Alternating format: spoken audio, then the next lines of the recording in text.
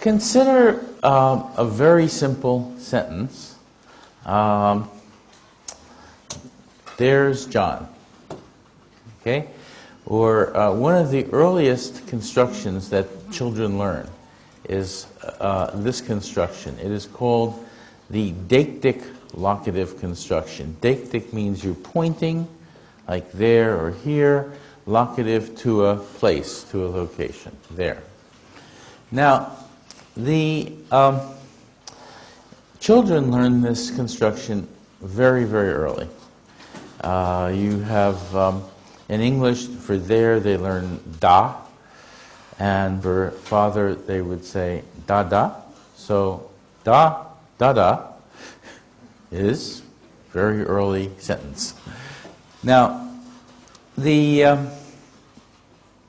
it turns out that this is actually an extremely complicated construction. It is so complicated that from a certain point of view, from the point of view of generative linguistics, if you are a generative linguist, it is virtually impossible to describe this construction, and in fact, Chomsky's theory leaves it out. It is not described in Chomsky's theory because it cannot be. Let me explain why. Take a sentence like, there's John. Now, you can say a variant, there goes John. So you can have the verb be, there's John. The verb go, there goes John. Or you can say, here comes John. So three possibilities, three verbs, go, come, and be. You can also have a phrase at the end. There goes John with his jacket on. There's John sitting on the porch. Okay? So there's a final phrase like with his jacket on, sitting on the porch, drinking tea, whatever. Okay? Now, how do you negate that sentence? What is the negative form of there's John? You cannot negate it. You cannot say, there isn't John.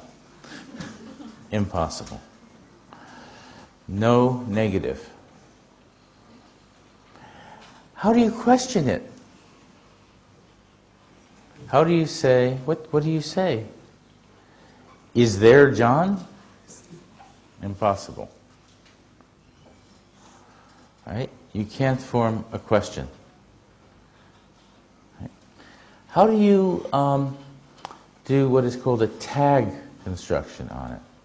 A tag construction is something like, John is sick, isn't he? Okay? Can you say, you cannot say, there's John, isn't there? Impossible. Or not even, there's John, isn't he? Impossible. So that can't be done. Now, these sentences like, here comes the bus, there's John, there goes Professor Lee. I mean, all of these sentences also cannot be embedded. So you cannot say something like, Bill believes that there's John. Or Bill believes that here comes the bus. Right? You can say Bill believes that the bus is coming. Bill believes that John is there. But not Bill believes that here comes the bus. Can't embed it. You can't embed it anywhere, not in a relative clause.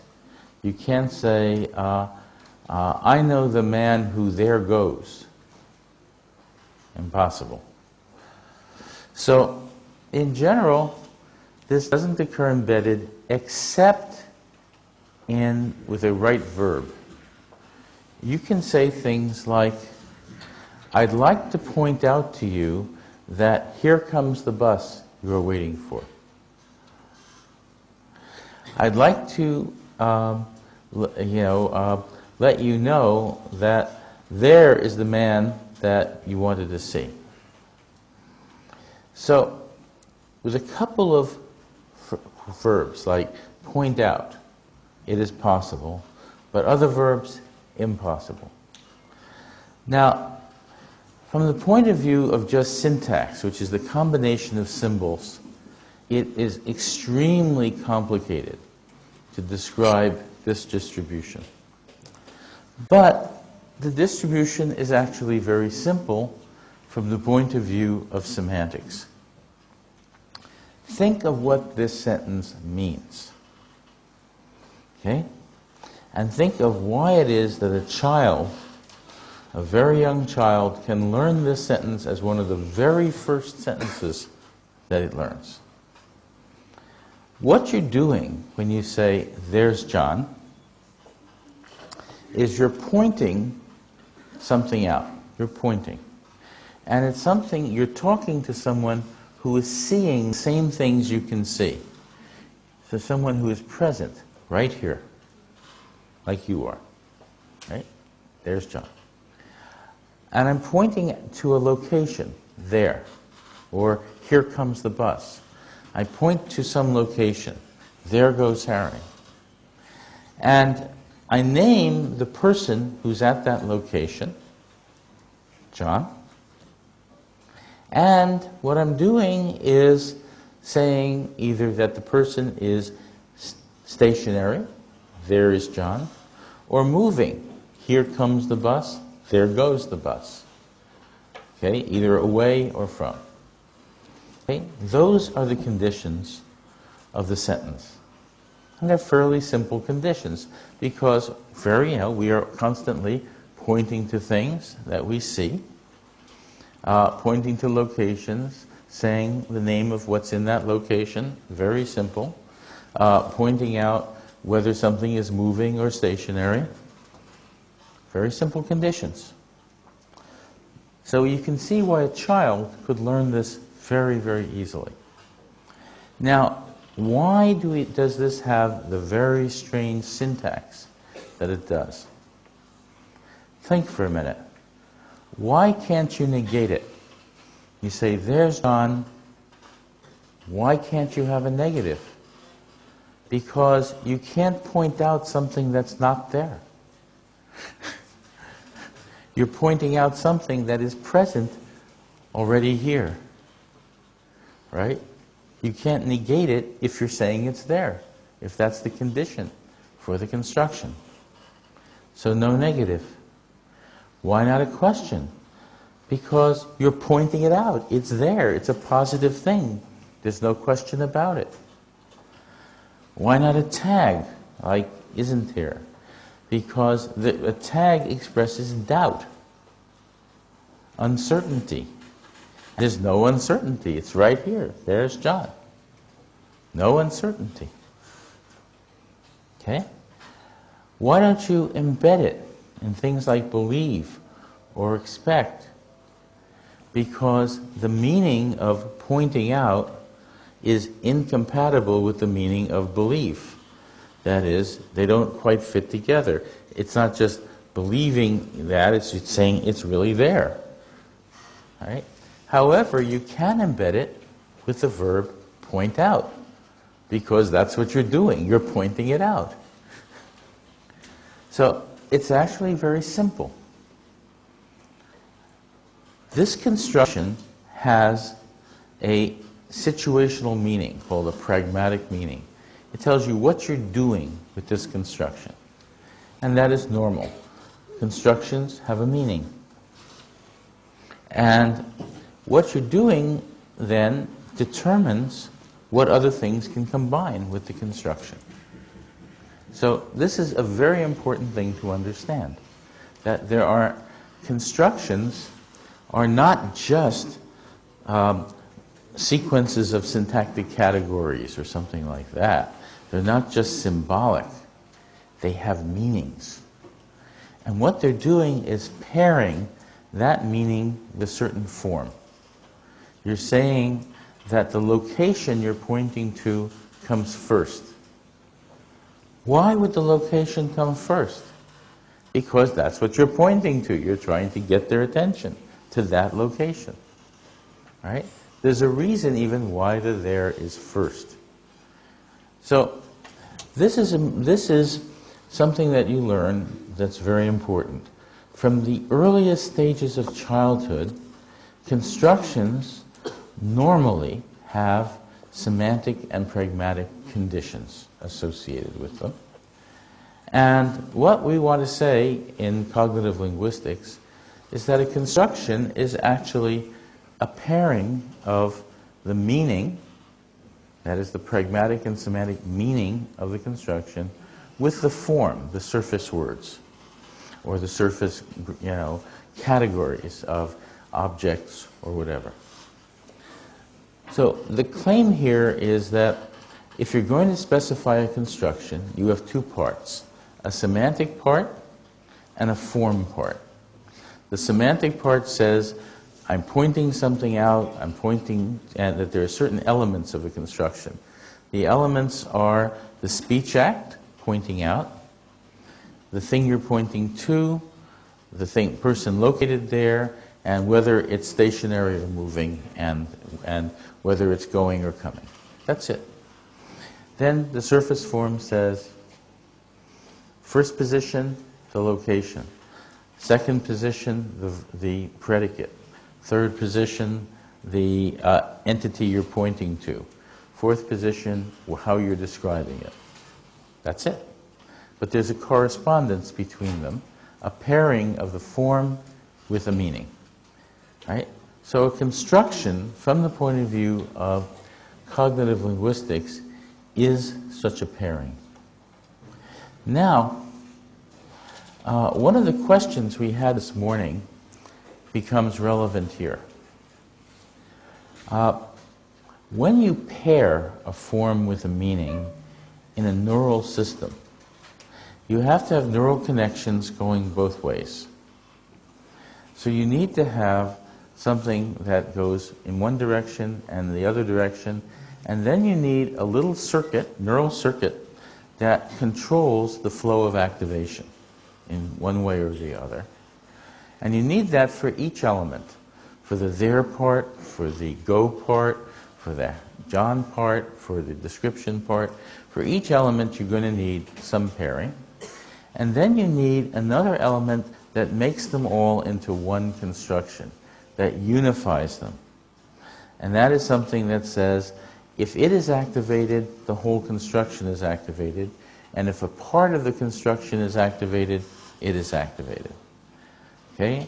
So it's something that, it's a little neural circuit that tells you these pieces that are connected to each other, again, form a unit.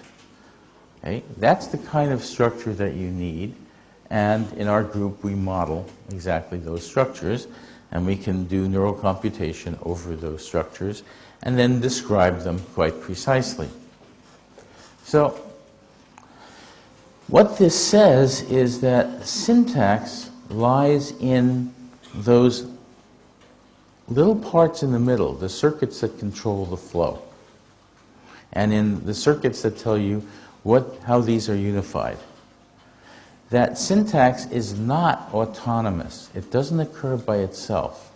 Syntax is secondary. It's a pairing of meaning and form. And meaning is grounded in the body, and form is grounded in the body. That is, phonological form has to do with what you say and what you hear, which is embodied. So form is embodied, meaning is embodied, and syntax depends upon these two embodied things. And what you're doing is, syntax is a secondary construction of these pairings. Okay? So in a cognitive grammar, that is how we understand what syntax is and how it fits into a neural theory. Now, one of the most interesting things about the deictic-there construction is that it has a great many variations. And let me try to give you some sense of all the variations that it has. The reason I'm mentioning this is echoing. Let's look at cases like this.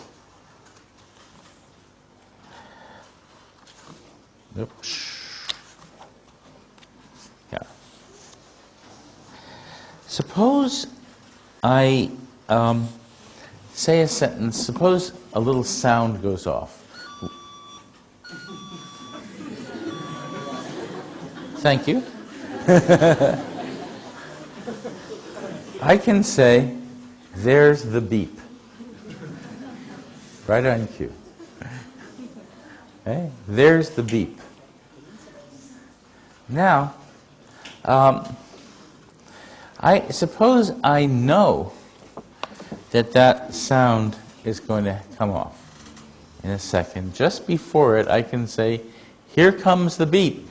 Ba-da, ba-da. Okay, you get it. Okay, so you can do this with sounds. Now, and you can, okay, notice what you cannot do. With John, you can say, John is there. With the beep, you can't say, the beep is there. You can say, there's the beep, but not the beep is there. Why not? What is going on that allows this to happen? In the simple sentence, the John is there, you're just talking about location. But sounds are not just in a location. Right? Sounds are things you hear. They're not physical things in space. So you can't say the beep is there. Okay? Now, why could you say, here comes the beep. There's the beep. There goes the beep. Okay? This is a variant on the construction, on the deictic there construction. And it's a variant that is a very minor variant. In this variant, you're understanding perceptual space as physical space, and percepts as entities, things you hear as entities. And you're understanding that something that is about to come into existence, about to be realized, is distal. There comes the beep, and so on. And something that is realized is distal. Something soon to be realized is proximal, meaning here. And there's a general metaphor that activation is motion. Okay? Activation is motion. This occurs in many, many cases. A very common metaphor. And what happens is that these metaphors allow you to extend the construction from here comes Harry to here comes the beep.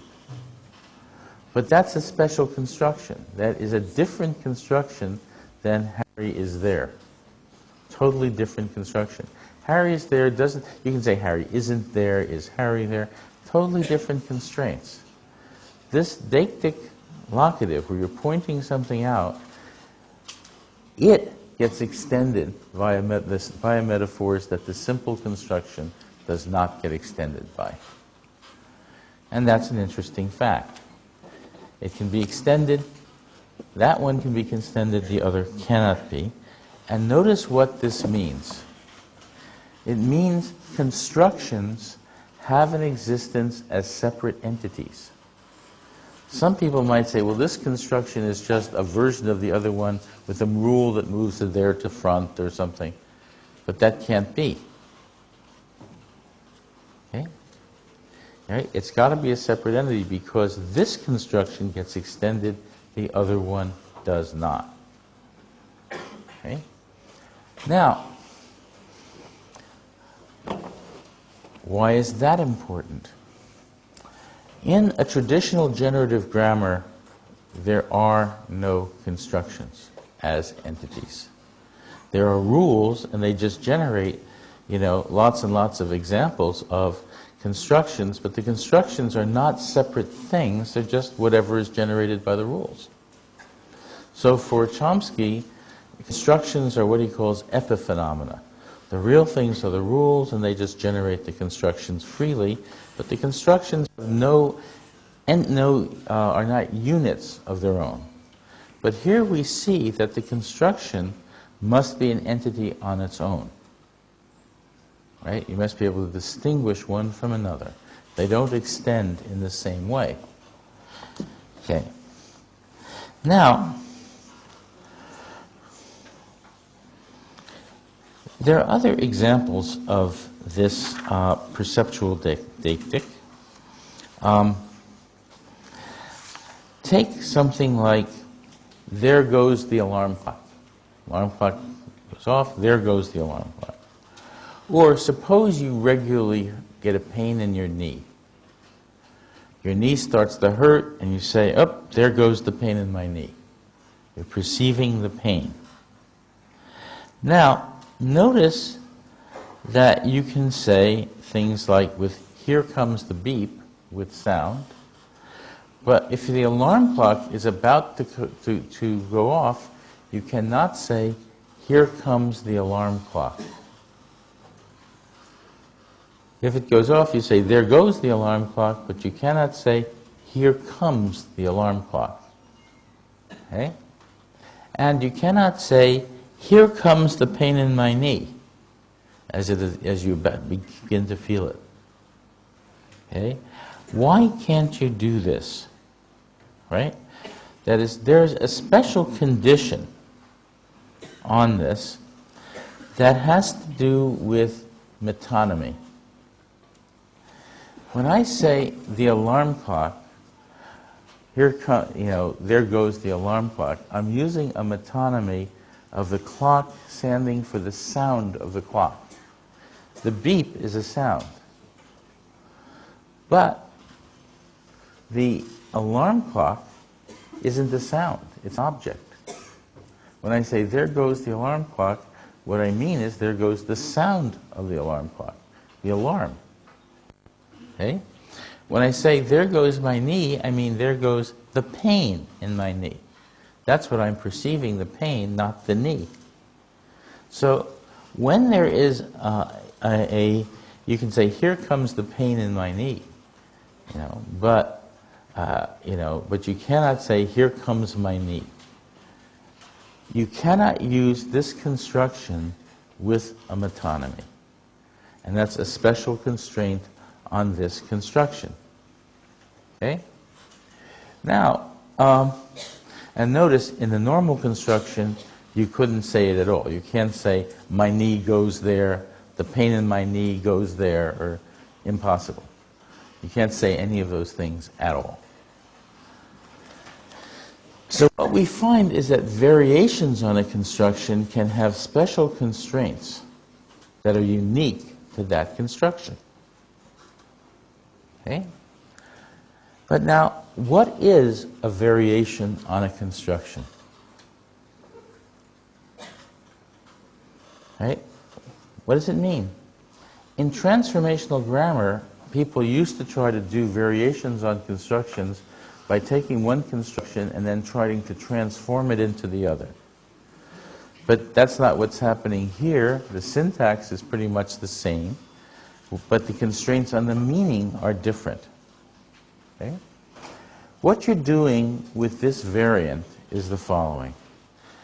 You are inheriting as much as you can from the central construction, as in there's Harry, with special constraints. Add the metaphor that a percept, something perceived, is an object, okay, which we saw in the other metaphors for the mind, where you're perceiving things that are objects and playing with them and so on. Add that metaphor and allow the metonymy only under certain conditions, okay, usually, but don't allow the metonymy with here coming in this direction. Okay, you have those conditions, and then you activate everything else. Okay, well, how do you do that?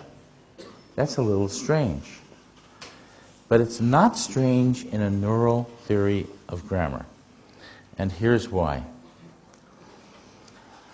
When you say activate everything else, you mean activate everything that is consistent with the conditions you've just stated. and don't activate anything inconsistent with it. Well, what is an inconsistency? Inconsistency, from the neural perspective, is mutual inhibition. That is, neurally, the activation of one inhibits the activation of the other. Okay? So what this says is that you can specify the variant of a construction by saying, here are the special conditions on this construction, and otherwise take everything else from the central construction. And when you do that, you activate as much as possible in the central construction except the parts that are inconsistent with the special case, because they are mutually exclusive. If these are active, the other can't be. Everything else is allowed to be activated. So what you have now is a maximally simple theory of what constructional variation is. It says, when you have a variant of a construction, you have a construction, you have the conditions that differ, and you have something neurally activating the construction that allows you to activate as much as possible, and the differences are mutually inhibitory. Okay? And that says this is a natural thing to happen. Why? You have a construction. If you want to extend it, all you need to do is add a couple of extra conditions, like 2 or 3 extra conditions, and you extend it completely naturally. Well, it turns out that for the deictic construction, there are 10 extensions. There are 10 different variants on this construction. It is widely extended. And let me try to give you some sense of the kinds of extensions that there are. So, there's one in discourse. We're listening to a lecture, and I say to you, now there's a good point. All right? That was a good example. There's a good example. Okay? I can be pointing to something in language, not an object, not a percept, but something in a discourse. Okay? And I can say, if I anticipate the lecture, I can say, now here comes the best part. Here comes the best part. Listen carefully. And then the lecturer says it, and at this point, I cannot say, there goes a nice point, or there goes the best part. Impossible. Why? Okay? What you have in the metaphor in discourse is you're understanding discourse. Think about how we understand discourse. We understand discourse that is about to happen as in terms of objects that are coming to us. Right? I'm speaking. In the future, I'm going to be saying some other things, and you understand that as objects coming toward us via the metaphor of time is a moving object. Right? Now, as it moves and it's being formulated, it goes. You say it, and then it's gone. It's not in the past. It's not over there. It's gone. And that's why you can't say, there goes a nice point, because it doesn't exist anymore. But here it comes, you're anticipating that the speaker has already formulated it. Okay? So it's existing, it's coming, but after it is here, it doesn't exist. It's something you know about discourse. So, therefore, you can't say, there goes a nice point. Okay? So, what you need to extend the construction is the metaphor that discourse, elements of a discourse, are objects moving towards you. Elements that you hear are objects that are present here. There's a nice point. And then they go out of existence. Okay? And notice the metaphor coming into and going out of existence. Now, there are other deictics. One of them is, that's important, is what I call the activity start deictic. That is, this is something you can say when somebody who does some regular activity starts doing it again. So, there he goes doing Tai Chi again. Okay? So, notice that there he goes doing it. He's not moving, or there he goes meditating again. He's just sitting there. No motion. Right? But go, he's in an activity. Remember the metaphor, activities are motions. Okay? There he goes. That's why it's going. Okay?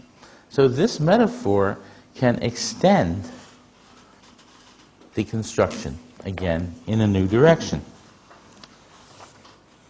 Okay. Now, and you can also get sentences like, here we go again. Okay? Again, extending the construction. Now, let's see. One of my favorites is this. Imagine that you go to get some soup. And you order soup, and they come and they say, here's your soup, piping hot. Okay? This is what we call the delivery deictic. It said, and there used to be a TV show with Johnny Carson, and the other guy used to say, here's Johnny, right, when he brought him on.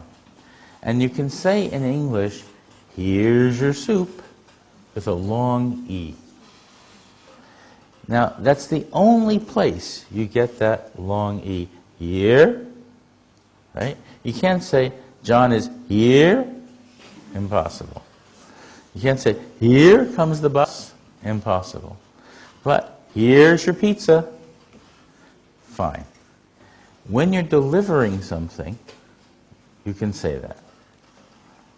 Now, what's interesting about this is the following. You cannot say, suppose they take your pizza away. You can't say, there goes your pizza.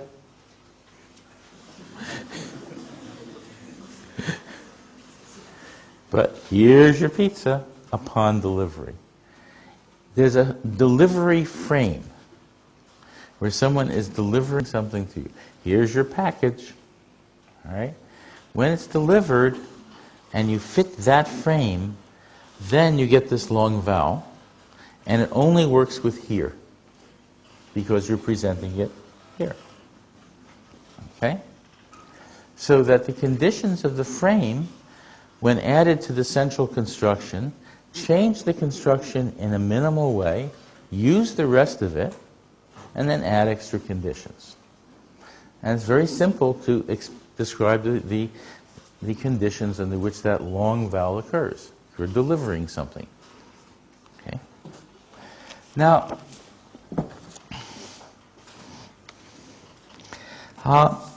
there are other cases as well, and I won't go through the exact details of them, but let me give you some examples.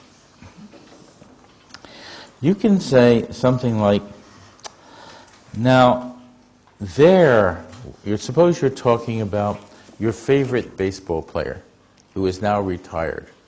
And you talk about the old days when you went to see this baseball player. You can say, now there was a great shortstop. Right? And you say it with a special use of the vowel, there, with awe. There, breathy. Now, there was a shortstop. You can't say, there's John. Or, here comes the bus. Right? Impossible.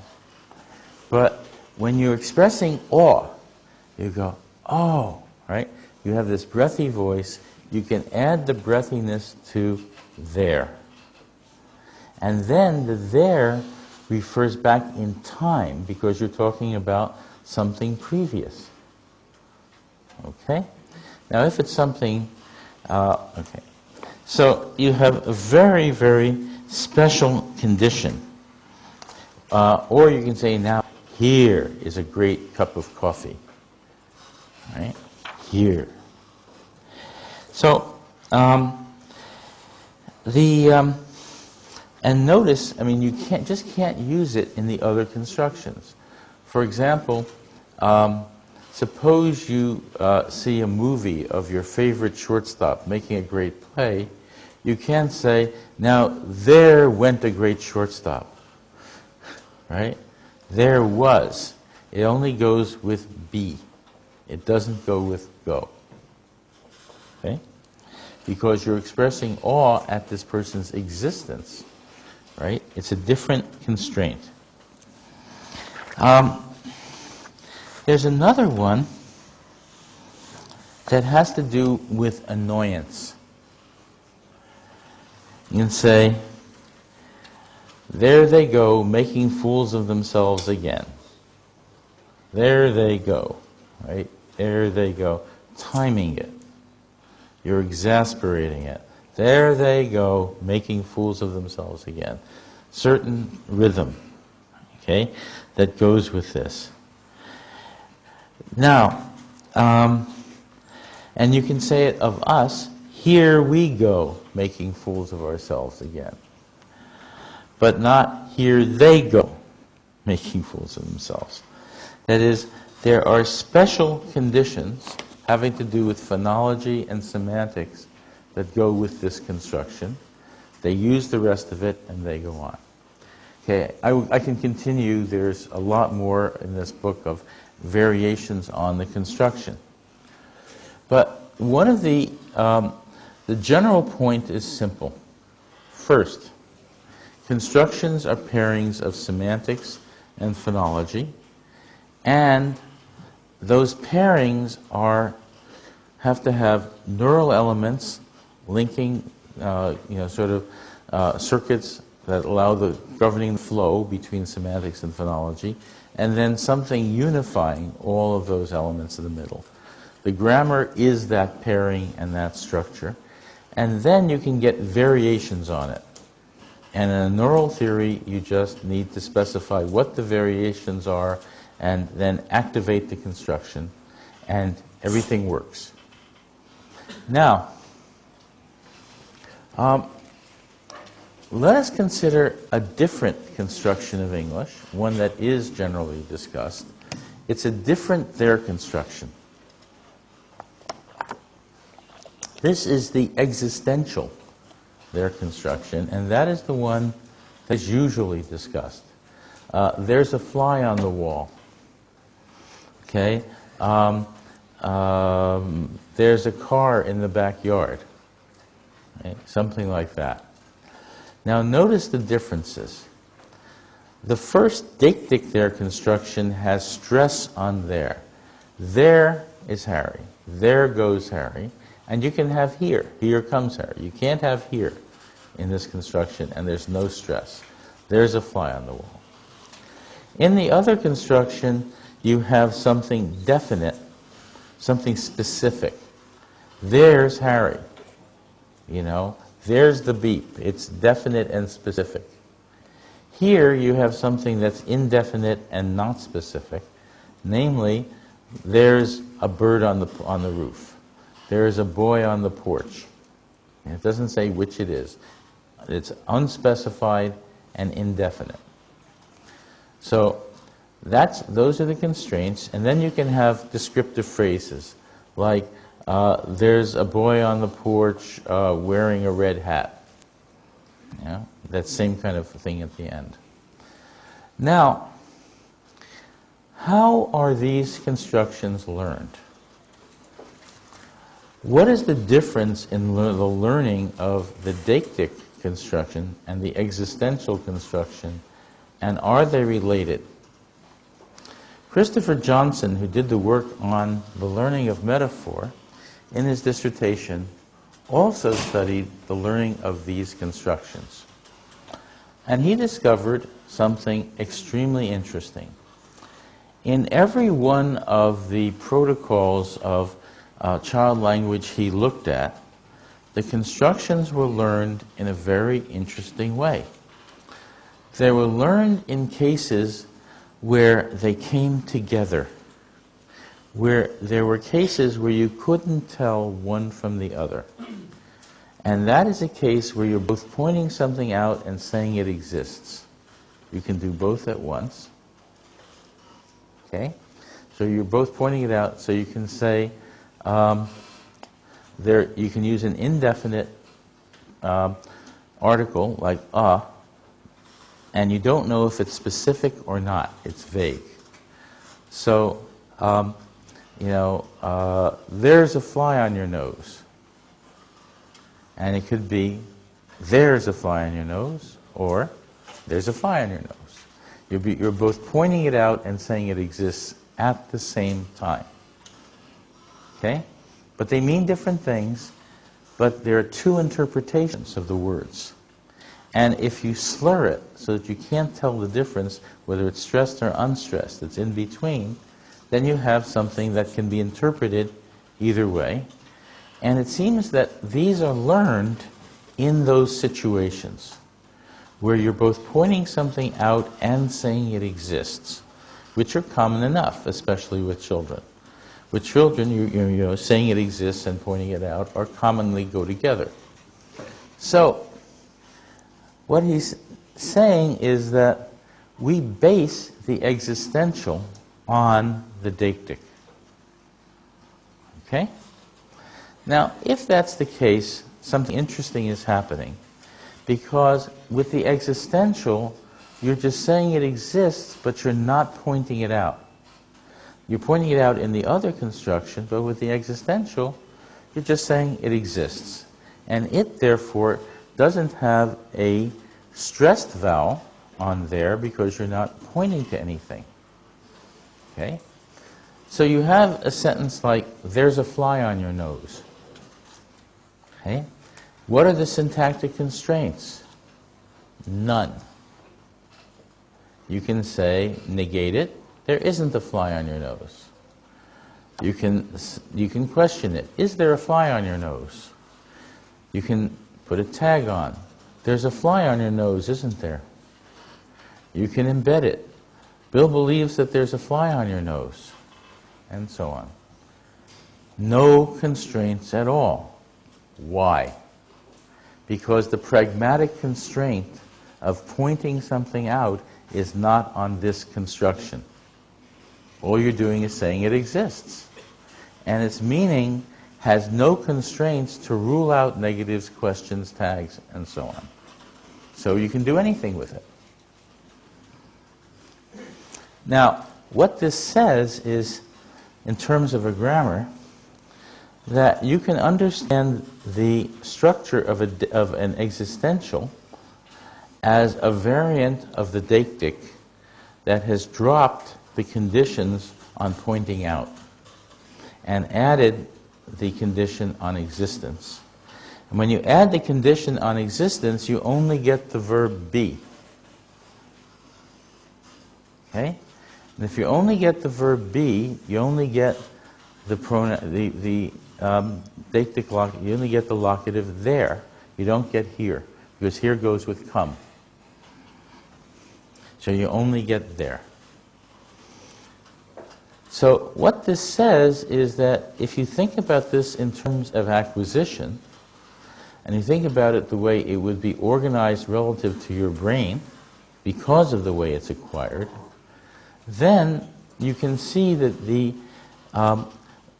existential construction as a variant of the deictic construction, which just says, change the conditions. Don't have this condition. Have this other condition. Okay. Now, this is quite remarkable because the older construction, the one you learned first, is very constrained, and the one it's based on that adds conditions has fewer constraints. It doesn't just add conditions, it changes conditions by removing pragmatic constraints. So it's relatively unconstrained. It is free. The other one has weird conditions, syntactic conditions, because it has pragmatic conditions. So you get a very different theory about the organization of a grammar. It says a grammar can be organized with variance on constructions. Right? It's a very different theory of how grammars can be structured. Now, one of the interesting things about the existential their constructions is that they also have variants. There are 4 variants on them. Let me try to give you some sense of those variants. Let's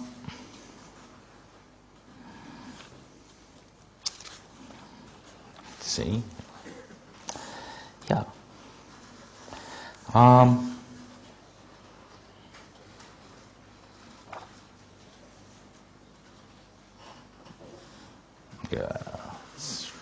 Trying to remember all of these. Okay. One variant is has to do with presentation, beginning something when you're starting off. And in that case, you can have the following kind of sentence. Once upon a time, there lived in a kingdom far away an old man. Lived. There you can get a different verb, not was, but lived. Once upon a time, there was living on the top of a mountain an old woman. And you get was living and a locational, and then the subject at the end. So when you are beginning a discourse, you can get that variation on the there constructions, on the existential there. It's the discourse starting case. Okay? So that's one variation. Now, there's a different variation that's kind of interesting, and that is when you are reminding people of things, or reminding yourself. You can say, who can we get to go to the movies with us? Well, there's Harry, or there's always Harry, right? And then you can have, with reminders, something specific, like Harry, as opposed to something unspecific like a dog or a man. So in those cases, you can have specifics, and you can have specifics in one more case, lists. What do I have to do today? Well, there's the cat to feed, there's dinner to buy, there's, etc. There's a whole long list of things to do, and that is a variant on the existential their construction, but it's a special case. It has the framework of sort of reminding yourself what you have to do or what there is, and when you're doing that, you have specific things, definites, the cat to feed, the cat, okay, and that overrides the condition on indefinites, okay. So again, you can have a variation, keep everything except the special conditions.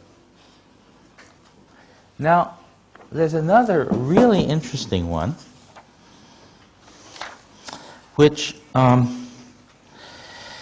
is what I call the strange existential.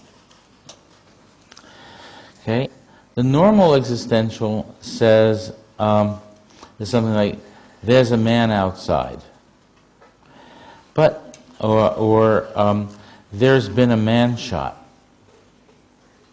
Okay. There's been a man shot, where a man goes after the form be. There has been a man shot. But the strange existential is there's a man been shot. So let me write those down. normal.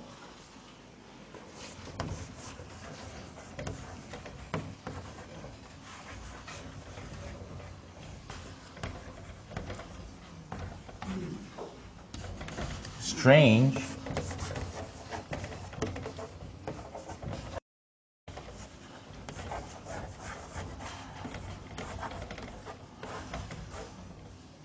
Okay, there's a man been shot. Now, what's interesting about this is usually a man goes after the verb to be. The subject always follows the verb to be. But here, it's following something that looks like the verb to be reduced, but it isn't. It's the verb has. There's a man been shot, hasn't there, not there's a man been shot, isn't there. The tag shows you that this apostrophe S comes from has, not from is. You can't say, there is a man been shot. So, what is the difference?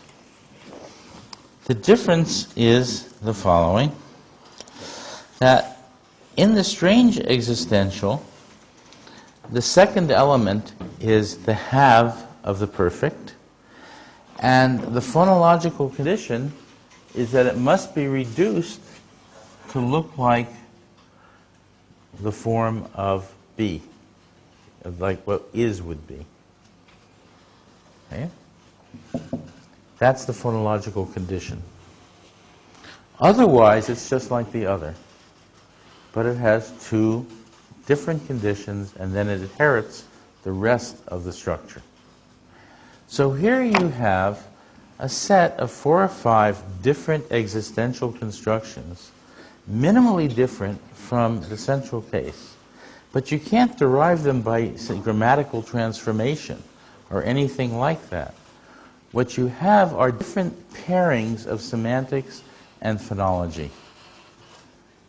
And you get a new pairing of form and meaning that tells you this is the variation, and then it points to a construction, activates that construction, and says take everything there that's consistent with these conditions. Okay? That's how grammars are really organized. They're not organized around transformations or anything like that. They're organized around constructions, pairings of form and meanings, and variations on constructions. Okay? So we could go on and go do construction after construction and so on. But I wanted to give you a rich example, a rich case that indicates, first of all, how grammars are constructed, but also, now that we know something about the neural theory of grammar and how the neural system works, why they should be constructed this way. Because given the neural system, it's easy to form variations of this sort.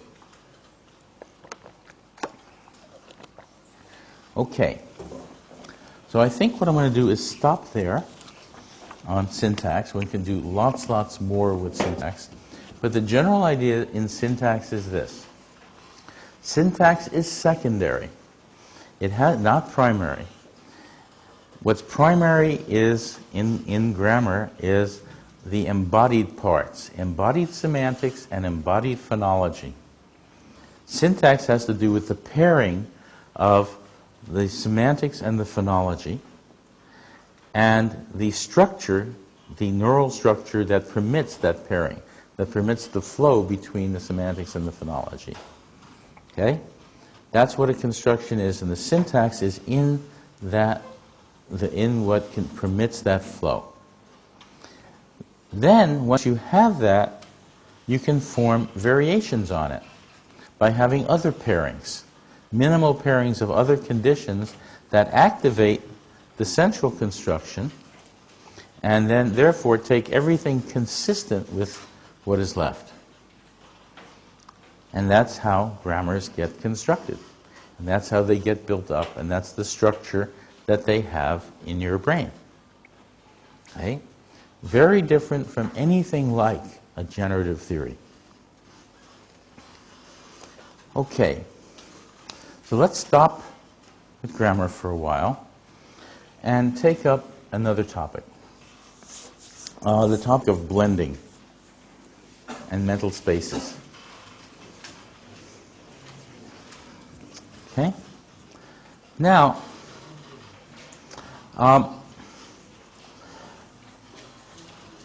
the subject of mental spaces came about because of a number of classic problems in logic. They were problems like the following. You could say something like, in 1947, the president was a baby. Right? Now, that's ambiguous. It could mean we elected a 2-year-old president, or the person who is now president was 2 years old at that time. Okay? Now, in 1947, the president was a baby. Now, how do we make sense of that? We have a single sentence, the president was a baby. Right? But that sentence, the president is a baby, is not true at any point in time. Right? What you're doing is saying there's a previous point in time in which the predicate is a baby holds of someone. And that someone today can be described as the president. So you're looking at the world at two different stages, in the past and in the present. Two different, what Fauconnier calls mental spaces. Okay? There's a place where the mayor and the police chief are the same person. There are two roles, mayor and police chief, and they point to the same person. And what Fauconnier did in his book Mental Spaces was give a general theory of how these cases worked. That is, he said, look, you have certain things we call mental spaces, whatever they are. He didn't say what they are. Let's represent them by circles. You have entities, and in a mental space, you can have an entity, let's call this X, and you can have a predicate, is a baby, which holds in this space, and you can have an entity X prime over here, where this X prime is president, and you can have a connector between them. Okay? And when you say what constructs this is in 1947, that tells you the difference between this and the present. Okay? So what Fauconnier said was something very minimal. He didn't tell you what mental spaces are.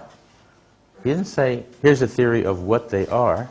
He said, any theory of what they are has to meet these conditions. Here are the basic conditions on a theory of mental spaces, and if you want to go further, whatever they are, they have to meet these conditions. You have to have at least this kind of information. Okay, that's what he was saying in that book. And then he goes through chapter after chapter with more and more complicated examples. So you can have a movie, and in the movie, Elizabeth Taylor plays Cleopatra. Okay? And in the movie, Cleopatra marries Richard Burton. Well, Cleopatra and Richard Burton don't exist in the same world, but it's Cleopatra in the world of the movie and Richard Burton playing Julius Caesar or Mark Antony in the other world. Okay. You get the idea. Now, so That's the basic idea behind mental spaces. What is a neural theory of mental spaces? Think about first a neural theory of a single mental space. It has to do with a neural simulation. We went through that before. We said, look, we have something like Harry grasped the bottle. Okay? You have a simulation of Harry, a simulation of grasping, and a simulation of the bottle, where the patient of grasping is bound to the bottle, and the agent is bound to Harry. Okay? And you can do neural simulation of that. What does that mean? It means there's a bunch of neurons in some various parts of the brain that are simulating the imagination of this. Now, what about mental spaces? It's something similar. It says there are two groups of neurons in different places which can simulate these different things and the relations between them. Okay? So the theory of neural simulation says, look, if you have different spaces, what you're doing is using neurons in somewhat different parts of the brain, somewhat related parts of the brain, to then activate notions like is president or is a baby, and the relations between them, between these different places. Now, that is now being programmed. We're now working out the actual neural modeling of the theory of mental spaces. It is not finished yet. So when it's finished, it'll be written up, and you can see the actual details of what has to be the case there. But that's the general idea behind this. Now, what about conceptual blends? Conceptual blends are bindings. We've talked about bindings. I gave you one example. Let me give you a number of examples of bindings. I gave you the example of the blue chair, where you're binding the blueness to the chair to get a single object. Binding also occurs in pronominalization. John came into the room and he took off his coat. You're binding he to John, the referent of he to the referent of John, so they're the same person. Okay? That's another kind of binding. We saw binding when you put metaphors together. So we had before the metaphor of persisting over time is standing erect, and organizational structure is physical structure. And then we bound together organizational structure and persisting over time, and physical structure and standing erect. And we got the metaphor, the complex metaphor, organizational structure that persists over time is a physical structure that stands erect, which can be either a society or a theory is a building. Now, when you do that, you are forming a blend of two metaphors. It's binding together two metaphors to form a blended metaphor. When you do this, so these blends happen all the time. And you can bind together metonymies and metaphors of all sorts, especially in mythology or fiction or poetry. You can get very, very complex blends.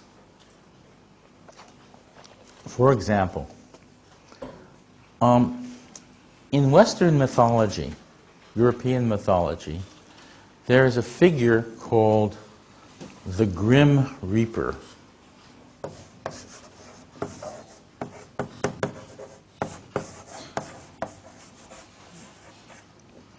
Now, the Grim Reaper is this guy who is a skeleton.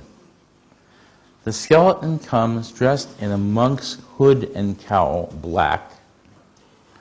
He has a scythe that you use to cut down wheat. He comes to the door. You open the door and you say, uh-oh, I'm gone. I'm out of here. I have to go with this guy, and he takes you away. Okay? And that's usually before you're ready to die. It's not when you're on your deathbed about to die. It's when you're perfectly healthy, perfectly nice. This guy shows up and you say, gotta go, bye. Okay. Now, what is going on with the Grim Reaper?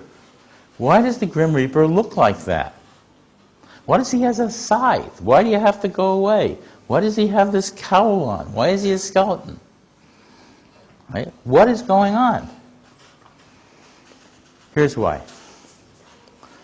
First, there are two metonymies. Why a skeleton? A skeleton is what you become after you die. So the skeleton stands for death. So it's a metonymy of what you become after you die for death. The skeleton is taking you away. Why the monk's cowl? This appeared in the Middle Ages, and at that time, monks dressed in black presided over funerals. Okay? So the guy presiding over the funeral has come to the door for you. Okay? Why the scythe? Why has he got this big blade in his hand? What do you use it for? You use it for cutting down wheat. Right? There's a metaphor that people are plants.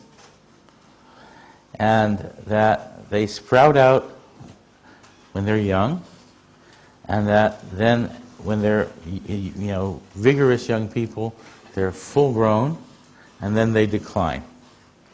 Okay? Now, when do you harvest the wheat? When it's fully developed and full grown, you cut it down. This guy is cutting you down in the prime of your life. Right? People are plants, you're being cut down. Death. Why do you have to go? Because death is departure. We say, he's gone, we've lost him, he's gone away, the dear departed, and so on. You are binding together two metonymies and two metaphors into one figure in mythology. And this is very common. Happens all the time in poetry, novels, myths, and so on. Right? So what you're doing is binding, and the result is called a blend. Okay? What other kinds of blends are there? Well, all sorts.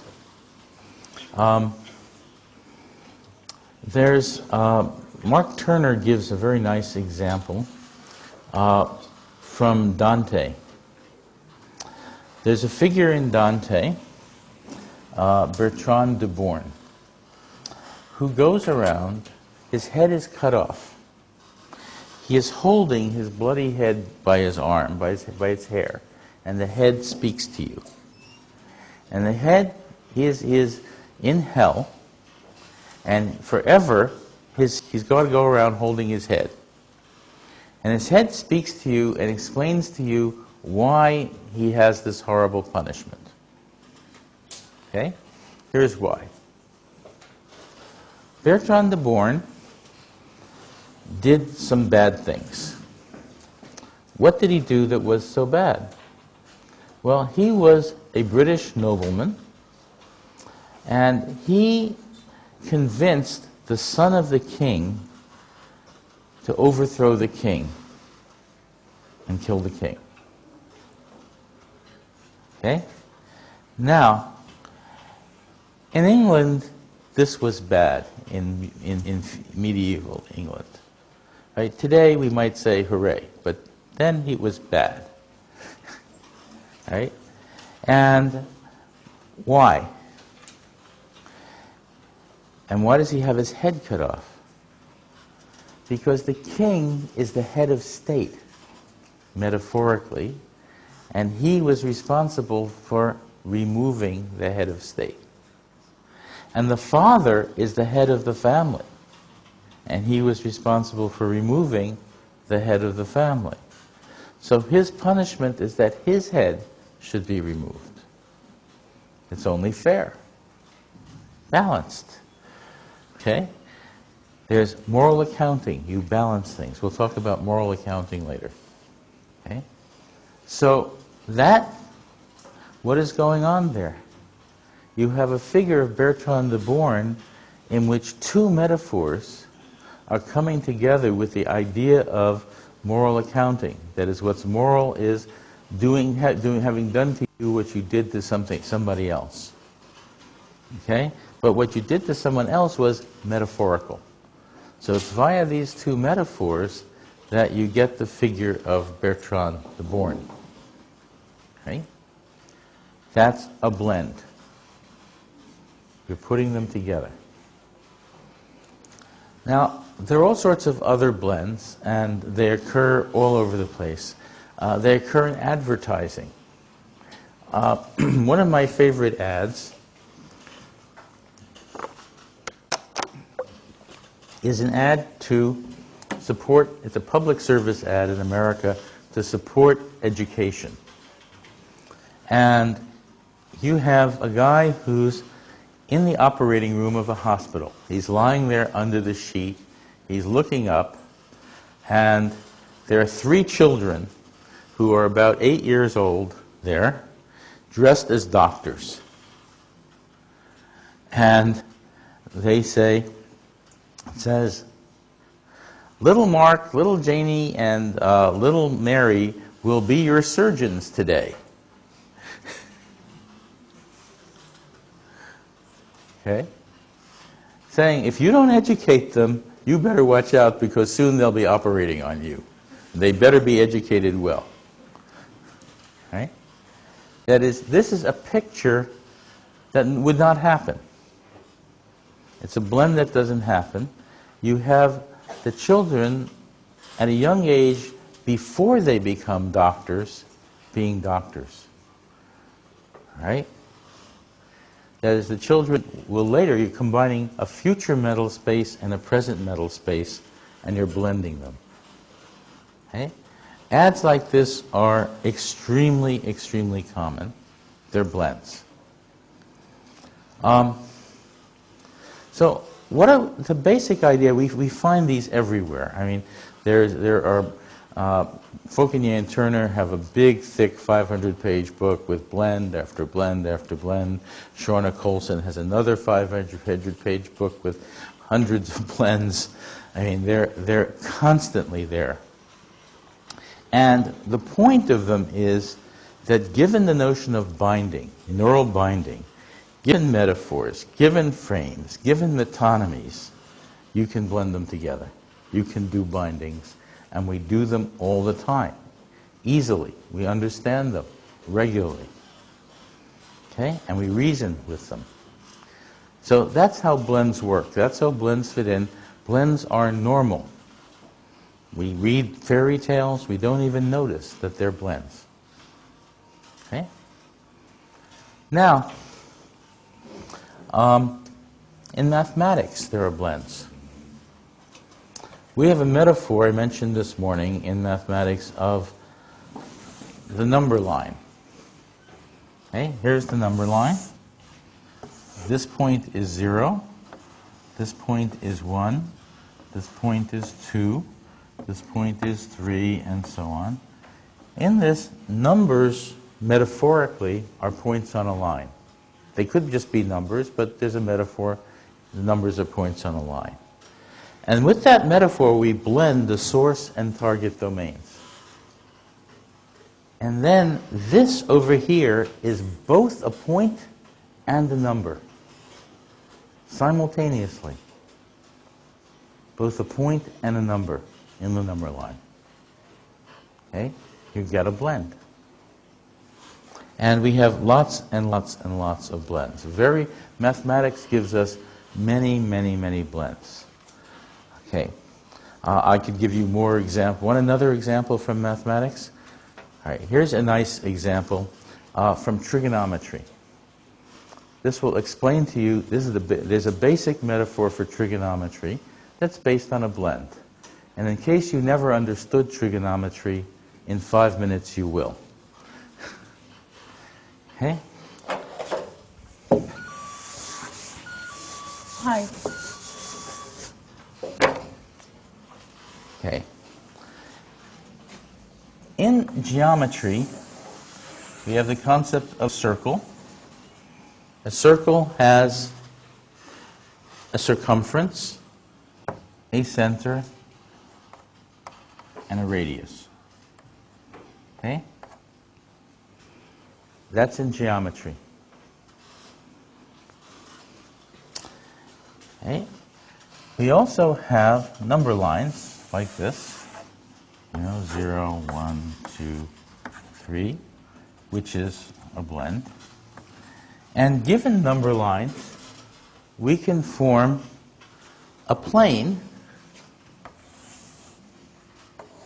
the Cartesian plane, that has point here 0, 0, where this is 0, 1, 2, 3, etc. And this is -1, -2. But here we have -1, here we have 1, and so on. Let's make this a little bit bigger. Let's say 1 is over here, -1 is over here, 1 is over here, and -1 is here. Okay? So that's the number line. That is the Cartesian plane in geometry. Now, what we can do is we can put these together and we can draw a unit, form a blend that goes like this. We put a circle right here where this goes through the point 1. And it says the radius is length 1. That's why it's a unit circle. And now we have a circle with a center at 0, 0, and a circumference here, and this distance 1. That's a blend of a circle and Cartesian plane. Now we take another blend. Let's take an angle.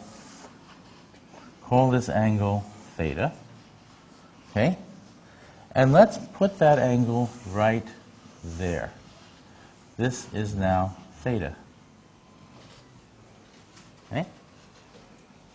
Now, let's take a right triangle like this. And let's put this right triangle right here. That forms another blend. We now have a blend of 4 elements: the circle, the Cartesian plane, the angle, and the right triangle. Okay? That's a blend. You just put them together. Now, what is trigonometry about? Trigonometry is the study of how to do arithmetic with angles. For example, you might want to add angles. You have 2 angles. Here's an angle, here's an angle. You want to add them. You'd like to do that and get the new angle. But you might want to subtract angles, or multiply angles, or divide angles, or raise angles to powers. How could you do that? Because angles occur in plane geometry where there's no numbers. If you're going to add them, they have to be numbers. If you're going to subtract them, angles have to be numbers. But angles in geometry are not numbers. So somehow you've got to get them to be numbers. And that is a job for metaphor. So you construct the basic metaphor of trigonometry. And you do this by taking this blend and noticing certain things.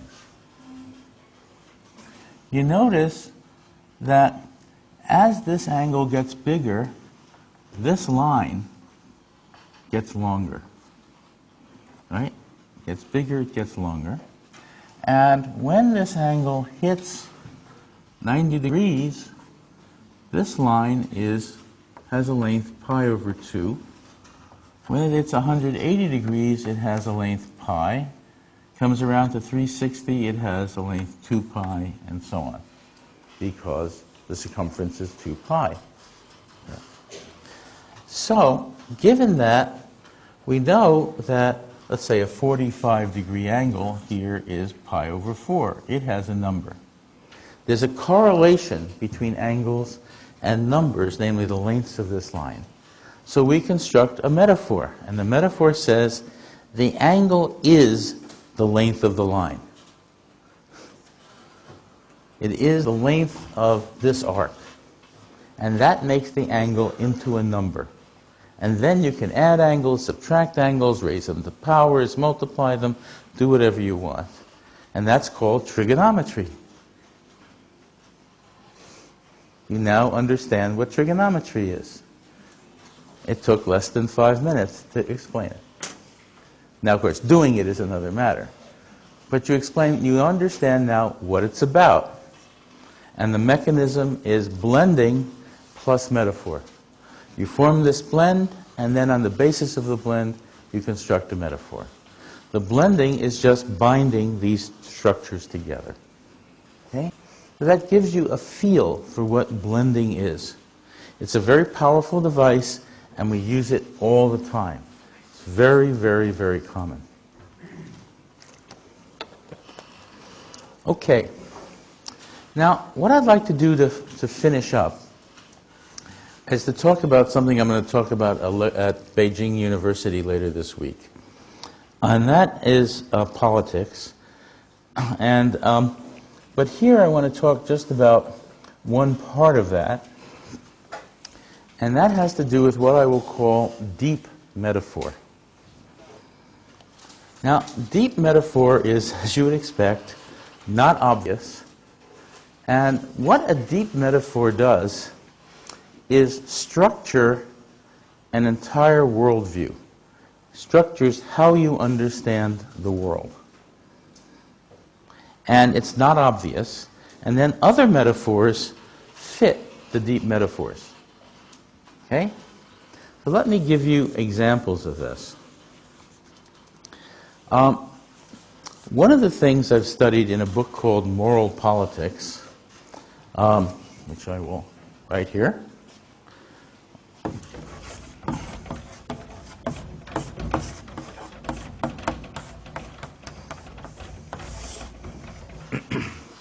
in that book, I asked the following question.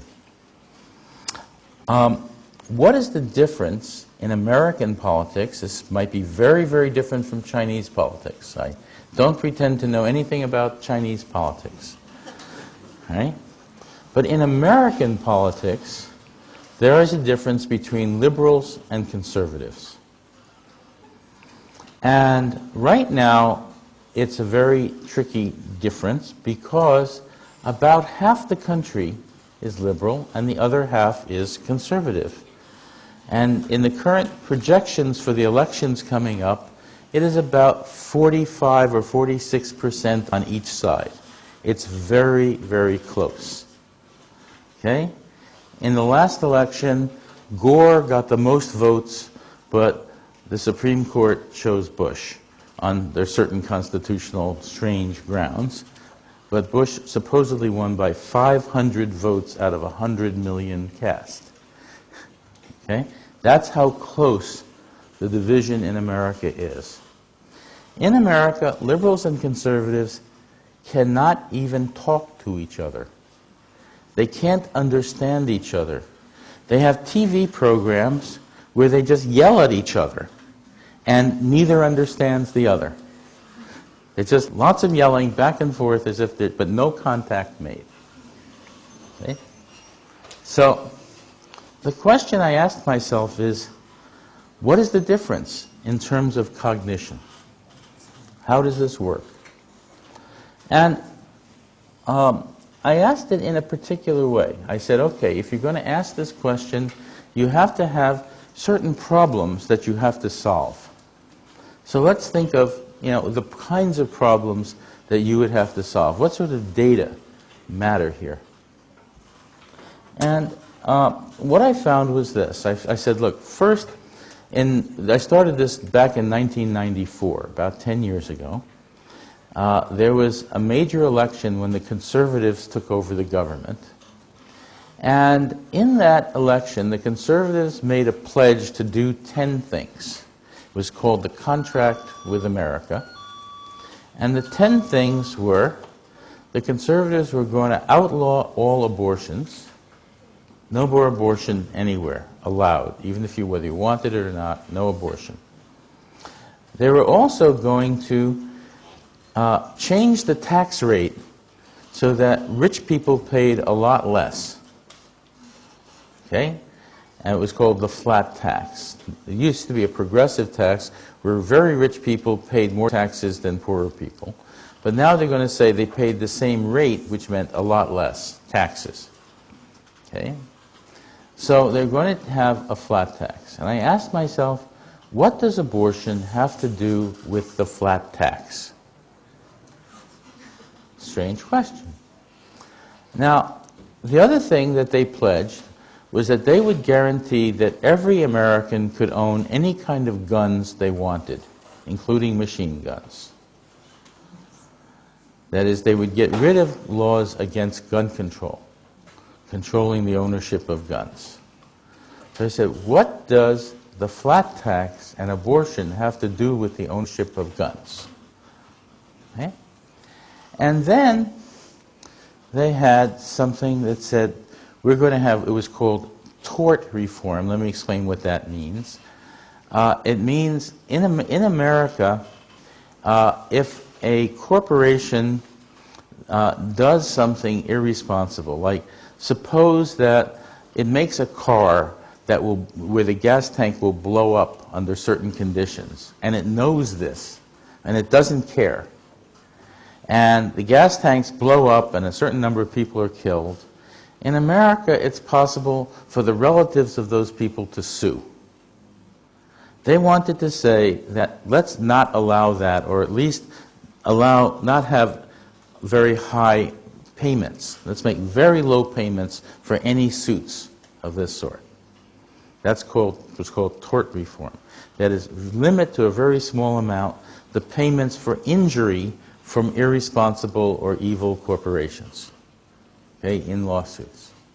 What does that have to do with the flat tax, abortion, guns, and so on? And so on. They had lots and lots of these different proposals. Now, I couldn't figure out what they had to do with each other. So I said to myself, look, I believe exactly the opposite of each of these things. What do my beliefs have to do with each other? And I couldn't figure that out either. Okay? So then I said, okay, I'm going to worry about this. And I looked at another mystery. One of the big things going on in the electoral campaigns in 1992 and 1994 in America, the conservatives were arguing about what they called family values. And they were talking about what traditional American families of a certain sort would believe. And that was what the elections were supposed to be about. And I said, why would family values matter in national elections where there are issues of war and peace and atom bombs and pollution and global warming? Why family values? And I discovered, as I was looking at this, I remembered an old paper that one of my students had written about a metaphor. And the metaphor was that the nation is a family. After all, you understand large social groups in terms of smaller social groups, especially families and communities, so on. And this is a metaphor that all Americans have. We speak of our founding fathers. When we have a war, we send our sons and daughters to war, and so on. Now, and I assume this is probably there in China as well. The nation is understood, at least in America, as a family. Now, if you have two different understandings of the nation, I reasoned, maybe you have two different kinds of families that are being understood. So what I did was I took the politics, I set up the metaphor as a mapping, and I mapped backwards. And out came two different models of the family. I will call them the strict father family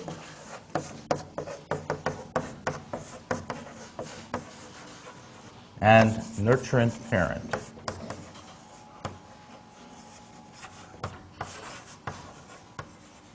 Right? The strict father family goes with conservatism. The nurturant parent family goes with liberalism in politics. And most conservatives view this as the ideal kind of family, and most liberals view this as the nurturance as the ideal kind of family. So what I then did was work out the details, and in this book there are 500 pages of details showing that every single proposal of a conservative or liberal kind is a consequence of these metaphors. Okay? Now, I won't get a chance to go through it all today, but I want to give you a feel for this.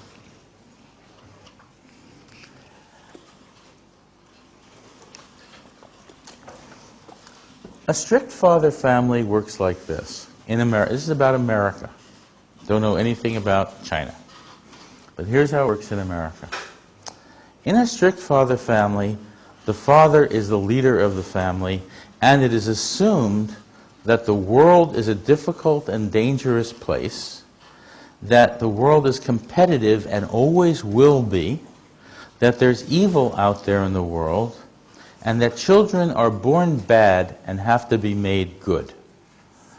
And you need a strict father to protect the family, to support the family, to compete with other people in the world successfully, and to teach his children right from wrong.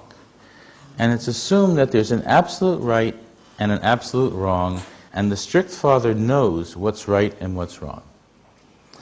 Furthermore, the only way that the strict father can teach his children what's right is to punish them when they do wrong, and the punishment must be painful. It must hurt. And the idea is that if you punish them physically when they're young, that is, and the name for this is physical discipline. If you give them physical discipline when they're young, then they will get mental discipline. They will learn to do what's right and wrong. They will control themselves, discipline themselves.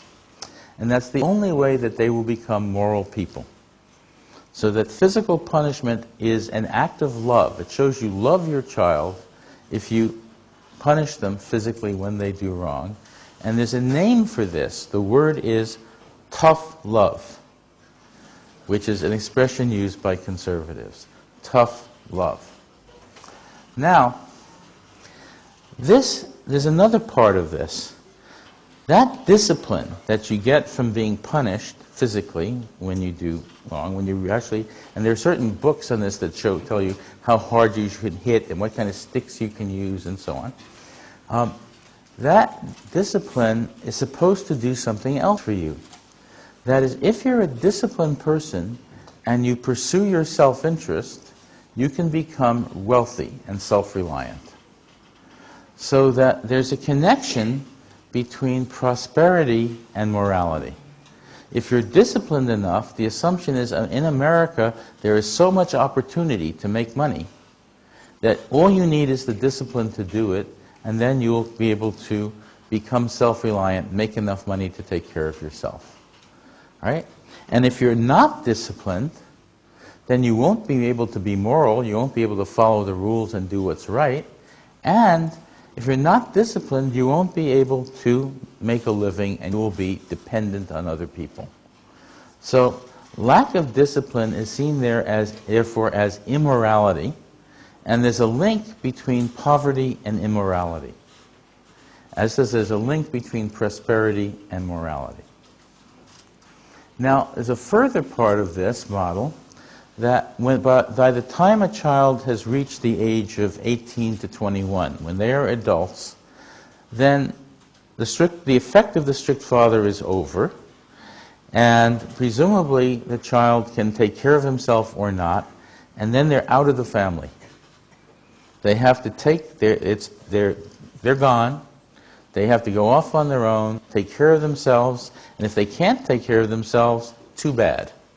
They're subject to the discipline of the world, right? They have, that's tough love, too bad.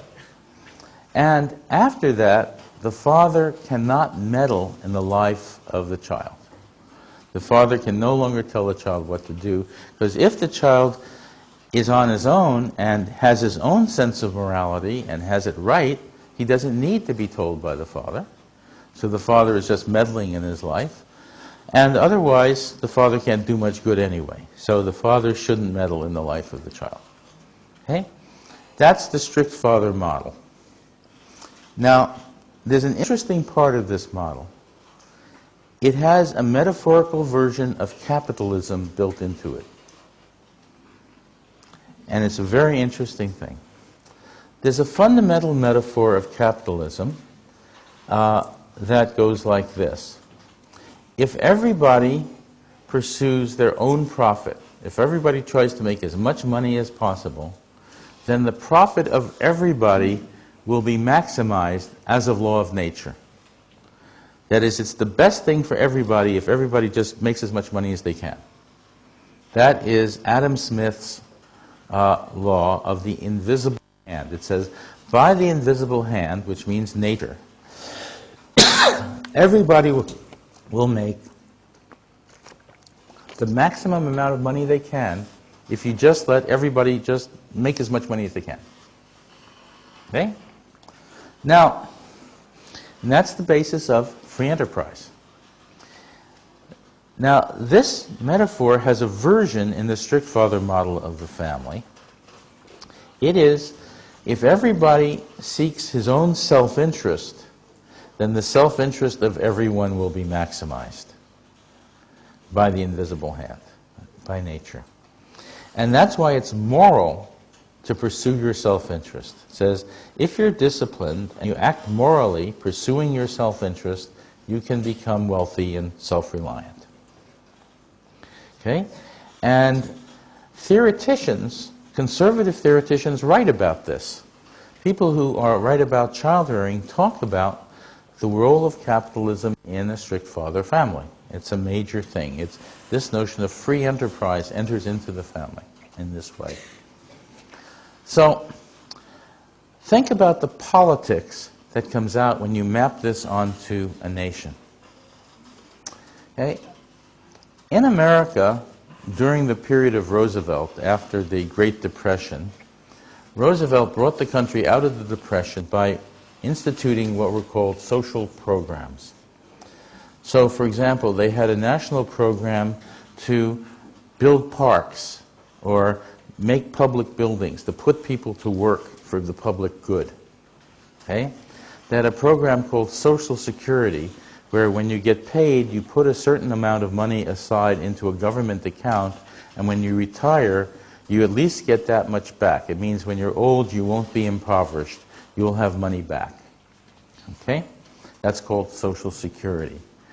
There's Medicare, where if you pay a certain amount in, depending on your income, then when you're old and you retire, you can get free medical care. Okay? Those are social programs. Now, according to and also there are programs for people who are injured. So, for example, suppose that you're a quadriplegic and you're in a wheelchair. There are social programs paid for by the government to teach you how to get around, use artificial limbs, maybe learn a trade, get a job, whatever. Those are social programs. Or there might be social programs to give medical help to poor children who can't afford doctors. That's what a social program is. Now, according to the strict father model as applied to politics, social programs are immoral. because they give people things they have not earned. They give people things they have not earned and make them dependent. They take away discipline. And that's what makes them immoral. And so it is the goal of conservative politics to get rid of all government social programs, all of them. And now what about cutting taxes for the... Well, it turns out that the tax rate for the wealthy sort of goes up. If you are really, really wealthy, then it used to be that you paid a very high tax rate. I mean, if you were something like a billionaire and you made $1 billion a year, you might have to pay $500 million to the government to pay for social programs and keep $500 million. Okay? Poor billionaires.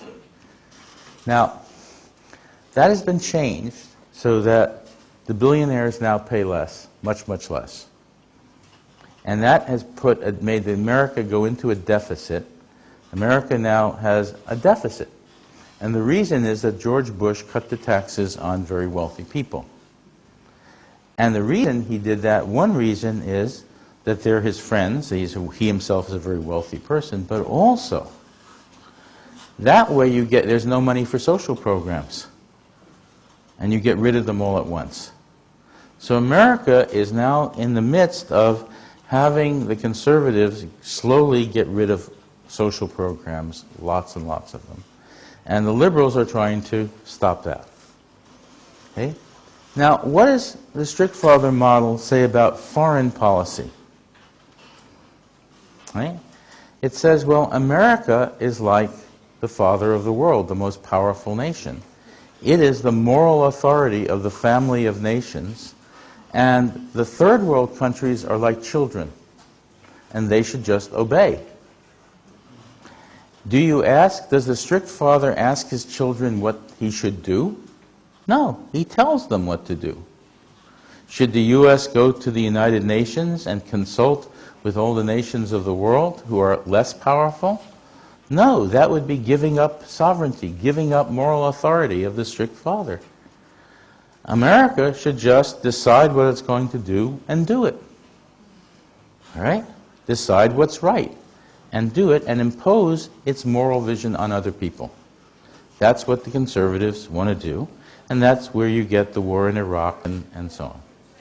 So that's a couple of things. There are hundreds of other consequences for politics for this. Now, what about the liberals? The nurturant, here's what the nurturant parent family is. It's a very different kind of family. It assumes children are born good and should be made better. And it assumes that the world can be made better. And people should act to make the world better. And the job, and it assumes both parents are equal. They have equal responsibility.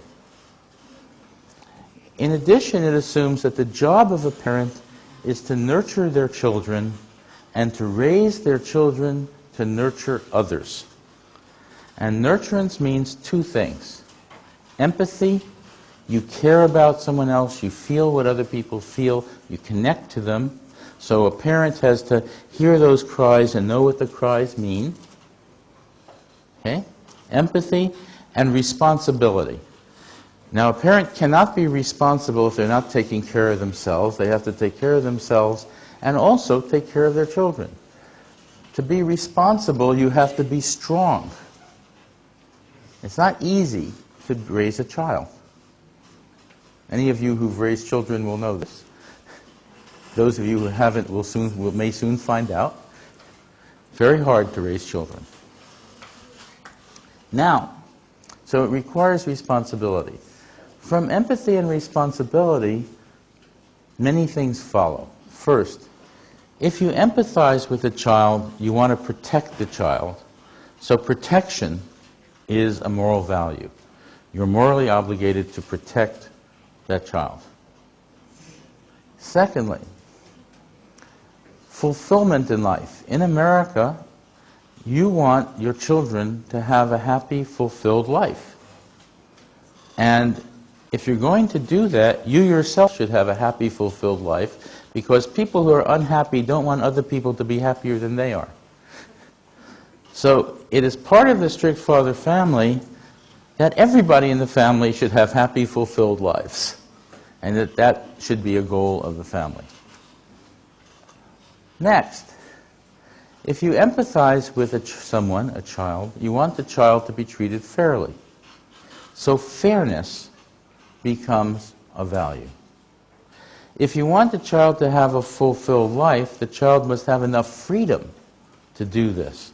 So freedom becomes a value. Now, there's not much freedom if there's no opportunity to make a living. So opportunity, allowing opportunity for as many people as possible, becomes a value. And there's no opportunity if you don't have prosperity, so building prosperity, building a good economy where everyone can prosper, no matter who they are, becomes a value. You can't do that unless you build community, unless people are cooperating in a community. So building communities and cooperation are a value. And you're not going to get cooperation in America unless people trust you. America works on trust. The entire country works on trust. And the only thing that makes it go, it makes American business go, and when there isn't trust, the whole thing collapses. But trust is required. And that's one of these values. And you don't trust someone unless they're honest. So honesty becomes a value. And you don't trust someone unless you can communicate with them and be able to talk back and forth. Open communication is a value. Those are the liberal values, and every liberal program that is proposed politically is an instance of one or more of those values. So in foreign policy, we want America to care about other people in the world, if you're a liberal, and to have global cooperation and consult with people and have treaties and use diplomacy rather than make war. Okay? In social policy, you want to help people who need help. Help people who are poor, who are impoverished, people who are injured, who are quadriplegics, people who can't afford an education, and so on. Those you want social programs. So you have two completely opposite views of politics in America that come out of these metaphors. Now, these are very deep. They're usually unconscious. I've written the book to try to make them conscious, but they're unconscious.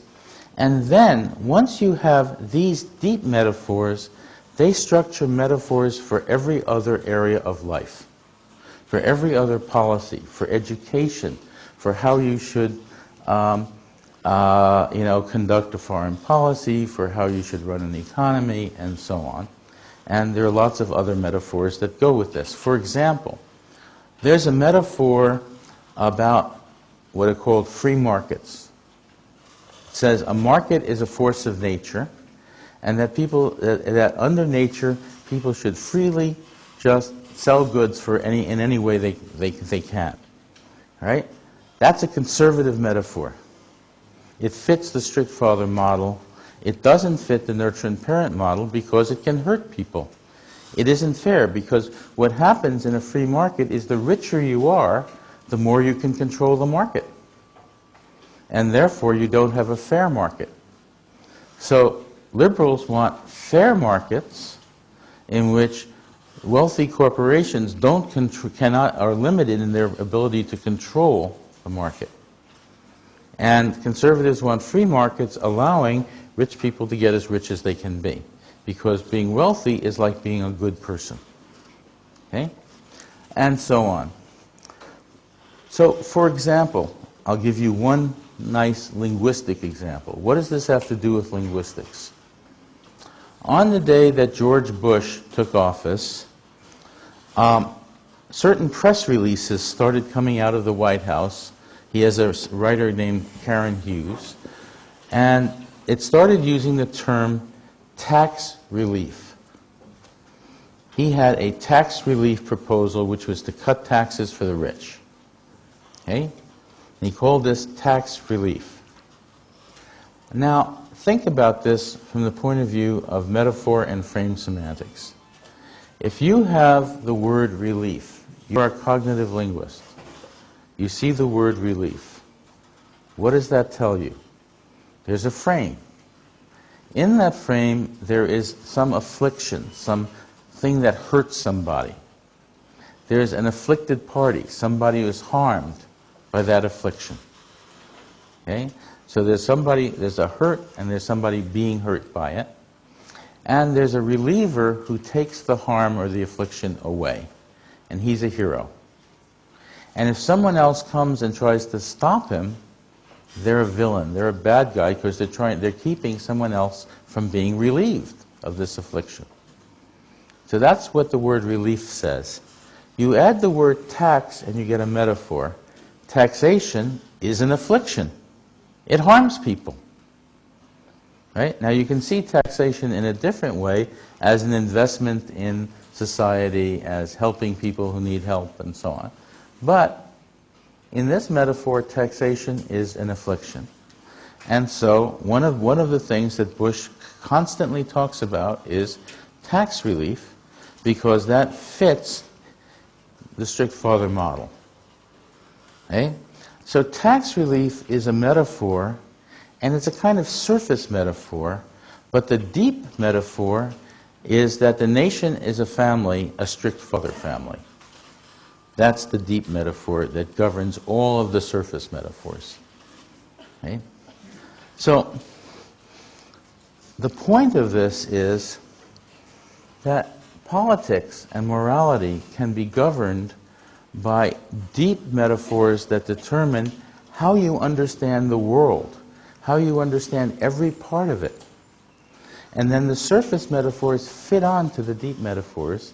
The deep metaphors allow you to make sense of the others. Okay? And that's what's important. And in American politics, that's why liberals and conservatives can't understand each other when they talk past each other, because they have two utterly different deep metaphors. Okay, I'll stop there. Thank you.